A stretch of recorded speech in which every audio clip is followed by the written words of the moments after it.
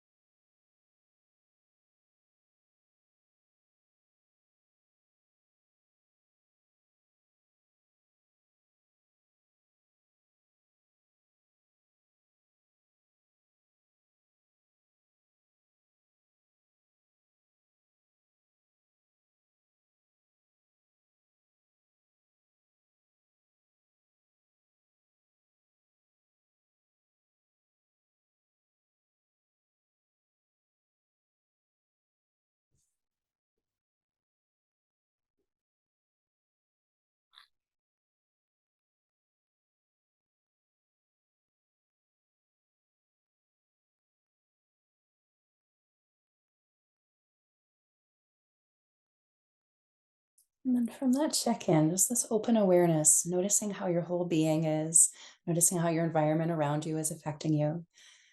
And begin this gentle concentration, just starting to notice one aspect of your body. And that chosen focal point gives us an anchor to return to again and again. It's oftentimes our breath. Our breath is always with us, it moves subtly. We can watch the inhale and then the space at the very top of the inhale before the exhale begins. Then that space at the bottom of the exhale before the next inhale comes in again. There's a real flow in it. You can also pay attention to any part of your body. Maybe it's your hands that you really notice, a particular temperature or a sensation like a soft blanket beneath them. It's just choosing to notice one part of your body.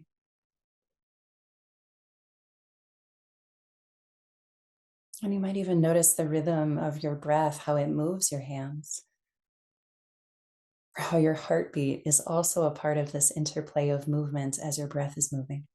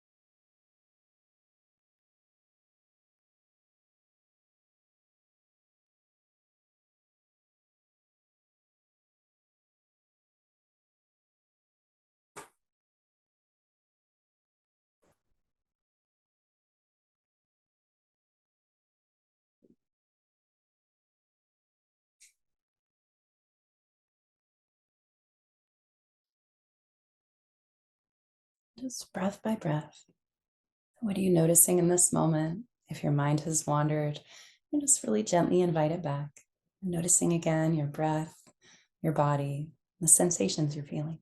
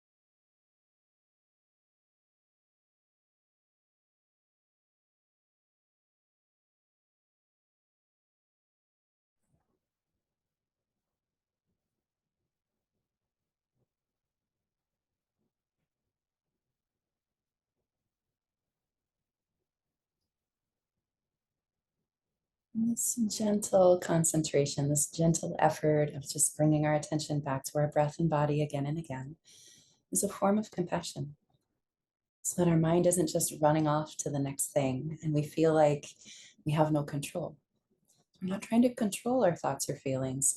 We're also disallowing our mind to have control over us by just gently inviting our attention back again and again. That gentleness is really key. Sometimes we judge it. Oh, I just can't sit still. My mind is so busy. And then the moment you notice that judgment, you can soften it by being like, oh, yeah, that's right. I'm just trying to notice my breath. That's okay. It's okay that my mind is wandering. It's okay that I'm human. It's okay that I'm having a human experience. What does this breath feel like? And you just return to yourself, even if it's just for half of a breath. That's the practice. There's compassion in that. Just breath by breath.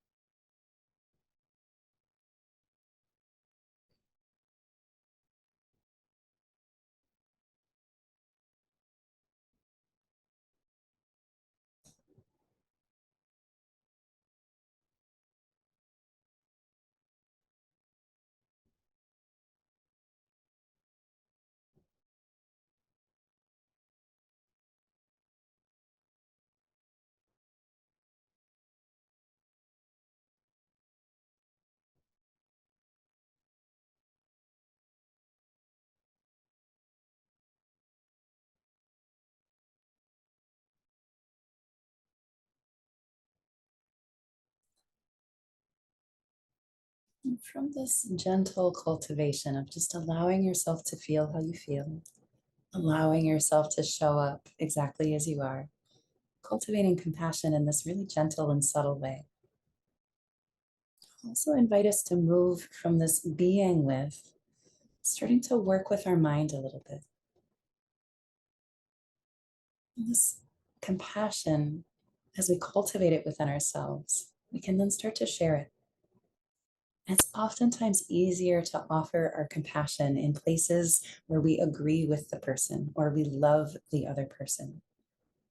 It can be a little more difficult to offer our compassion when somebody is doing something that is against our beliefs, or they're harming someone else or harming others. And this idea of compassion doesn't mean that we just allow harm to happen. In fact, that's not compassionate to others because the harm they offer the world harms themselves.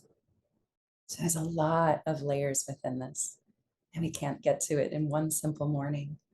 But we can begin these small steps, just beginning with yourself. And remembering that when we're trying to offer compassion externally, and it's really hard, and we start to feel constriction, and we might not feel hard hearted or cold indifference, but we start to feel judgment. We start to feel us pushing away and trying to other somebody else. And in those moments, we again need our own compassion. So, this self cultivation is incredibly important.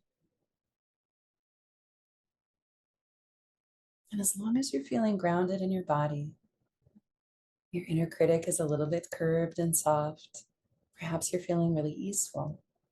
As long as you're feeling some semblance of groundedness, I'll invite you into this next part. But reminder that if you need your compassion the most, just offer this to yourself as we go.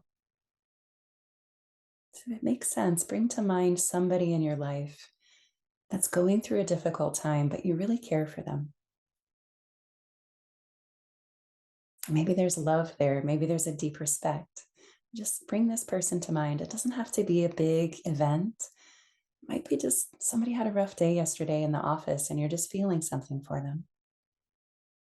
You're just inviting that person into your mind, into your landscape internally. And what does it feel like to just imagine you're sitting with them and offering them compassion? You don't even have to say anything.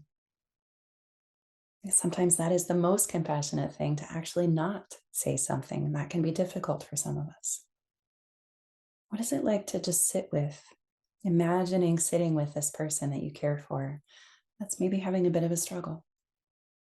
Just offering them your own compassion. And from this well inside of you, this generosity that you have to hold space with them in a difficult time.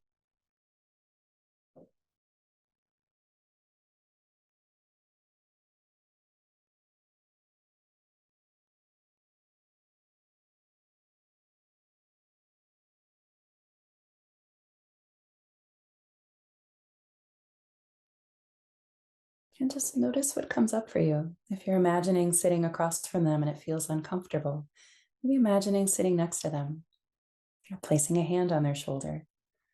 You might even place your hand on your own shoulder, just tapping in. What does it feel like to really offer compassionate space without needing to share words? Just sharing that generous space inside of you that wants to hold space for your loved one or this person that you know is feeling some difficulty. Just holding this space with them.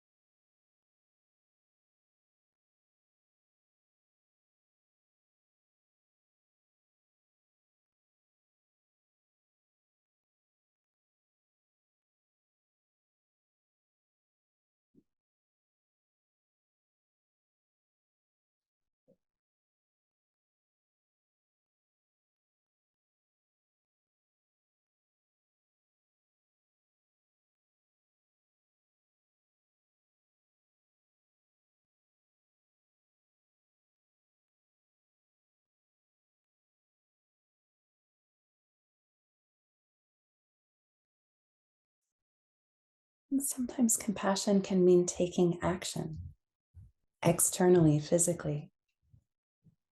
Sometimes compassion is just this, just space holding, not needing to do anything or fix anything. And that could be uncomfortable at times. Just sitting with yourself right now and just imagining continuing with this person, just holding space with them. And you might add the layer of some loving kindness phrases. Again, you're not trying to tell them your advice, just offering them your goodness, your well wishing, your spaciousness to hold their difficulty with you. You might use phrases like, may you be supported in this moment. May you find comfort in this moment. May you find a moment of ease with me.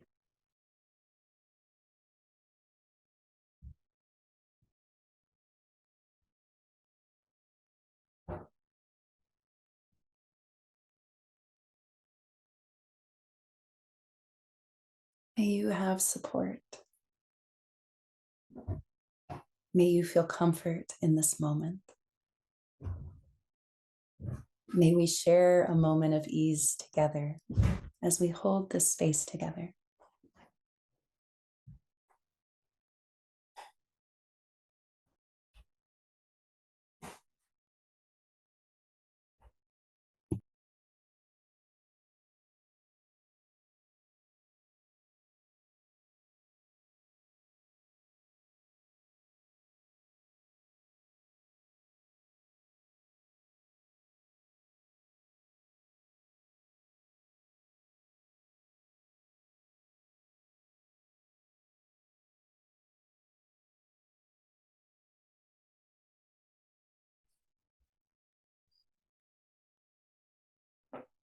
And then one more addition in this compassion practice.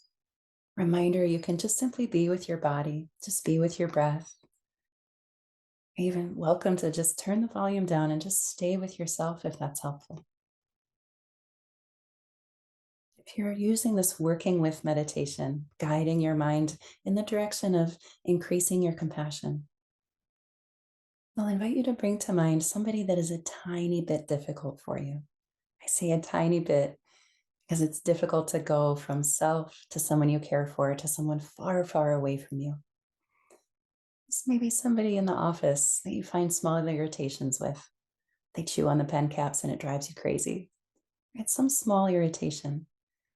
It might even be the same person that you just chose that you love deeply, but you just bring to mind some conflict that you've had. They always leave the socks outside of the laundry basket, right? Whatever the thing is. And just bringing to mind this small irritation or difficulty. And what I just did there, bringing some humor to it, that's a form of compassion as well. We're not trying to push it away. We're not trying to be positive instead of feeling. So as you bring to mind, again, only if it makes sense for you, only if you're feeling resourced, just bringing to mind this difficult, maybe relationship or a difficult event that you had together. And as you're bringing that to mind, just notice if there's any shift in your feeling tone. Did your jaw tense up just 5%?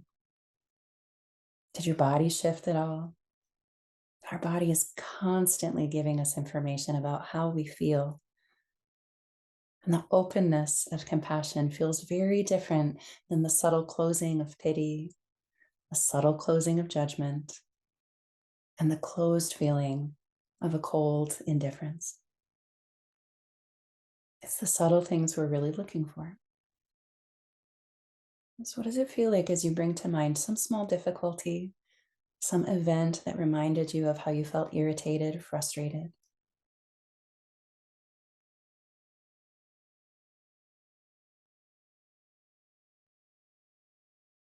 And then set the story down. And just imagine again as if you're with this person, sitting next to them, sitting across from them, maybe just an image you have in your mind of them, We'll snapshot a picture of them.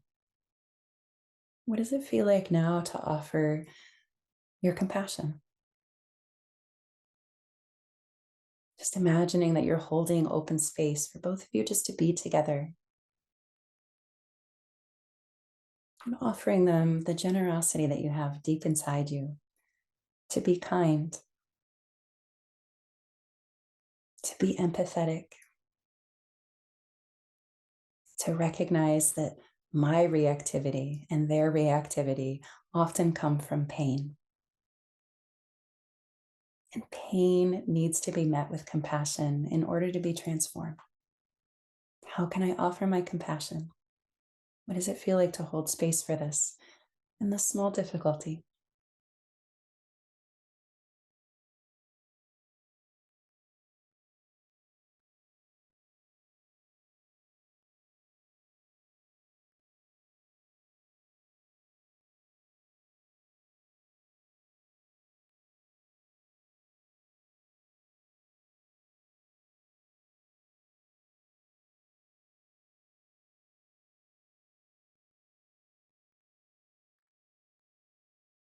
And being very gentle with yourself in this as well. If it's a small difficulty, like the annoyance of someone chewing your pen cap, it's oftentimes easier to hold that compassionate space. But it's an image, if it's an image of somebody who's brought a lot of harm to your world or somebody else's, you oftentimes feel your body tensing or a resistance to offering them any of your goodness. Those are the moments that you don't want to force it. Bring your compassion back to yourself so that you're continuing to grow your passion rather than resisting it or stopping it. Just from my experience, there are times that I'm feeling rather compassionate and I'm doing this practice. Suddenly, I bring to mind somebody that I think I can hold space for, and I feel myself resisting. For me, like my whole body has a sensation of protection. And that's the moment I know I need to pull my compassion back to myself because I don't want to stop the compassion. I don't want to resist it. I don't want to judge it. I just know that I need it myself now. I have just a few moments here, just titrating, maybe offering your compassion back to your person or that event that you brought to mind.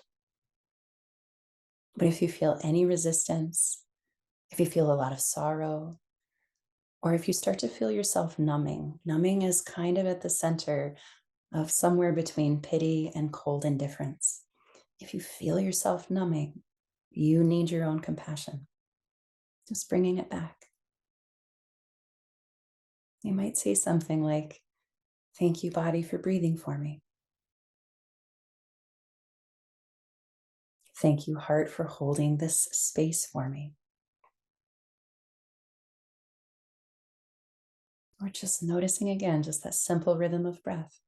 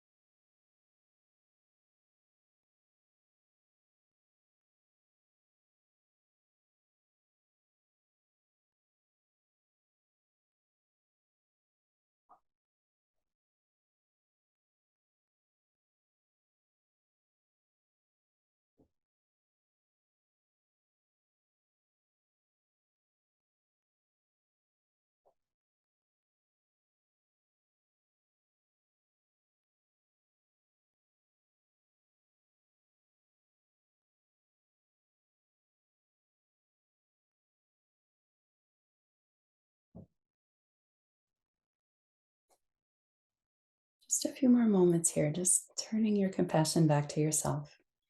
And again, that gentle form of compassion that we began with, just paying attention to yourself, giving yourself your own attention to notice your breath, your hands, your body. You might offer yourself your own loving kindness phrases. May I be supported in this moment. May I seek and find comfort in this moment.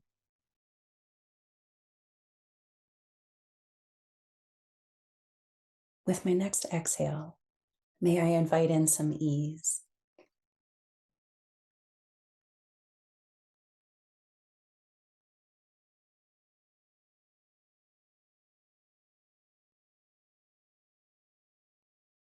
And in these last moments, I'll invite you to bring your hands into any of your closing habits or practices. It's contacting yourself with your own two hands. And just a reminder that this compassion is a practice. It's a skill we can cultivate and grow. Anytime we're feeling numb, we're feeling shut down because it's overwhelming to feel all of the suffering, that's when we need our compassion the most. When we feel like lashing out or we're lashing inward at ourselves, that is the moment we need our own compassion the most. And instead of waiting for those moments of big suffering, can you offer yourself your own compassion each moment of the day? Ooh, I'm noticing a reaction. Ooh, it's tough being a human. That is a moment of compassion, just giving yourself permission to feel it. And as we close, we'll end with a few loving kindness phrases. We'll use the word we, just including yourself in this loving kindness, including yourself in this circle of compassion. May we slow down and give ourselves permission to feel.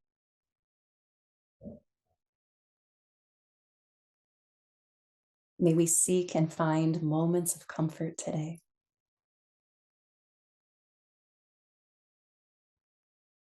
And when action is needed, may we choose to move with ease and peace.